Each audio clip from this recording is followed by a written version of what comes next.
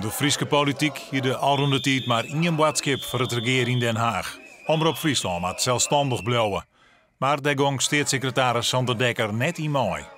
Ja, als deze wet wordt aangenomen is het zo dat er één regionale publieke omroep komt. Met daarbinnen onafhankelijke redacties. Dus het idee van 13 onafhankelijke, autonome, regionale omroepen met hun eigen directeuren en alles erop en eraan. Ja, dat gaat wel verdwijnen. Maar wat volgens mij voor de kijker en de luisteraar het belangrijkste is dat er een redactie blijft. Die maken toch de programma's die ook echt een focus heeft op Friesland en die onafhankelijk is.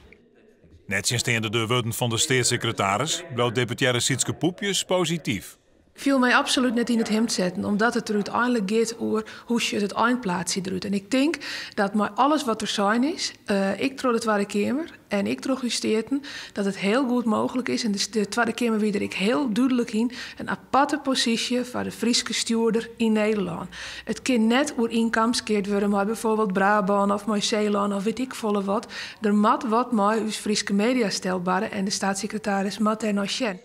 De staatssecretaris had in alle gevallen de Kamer juist daarna thuis zijn dat er in peteers helemaal de provincie Friesland om te praten over de positie van de omroep. Heb je wel een afspraak met staatssecretaris Dekker? Ja, wis. Wanneer is dat?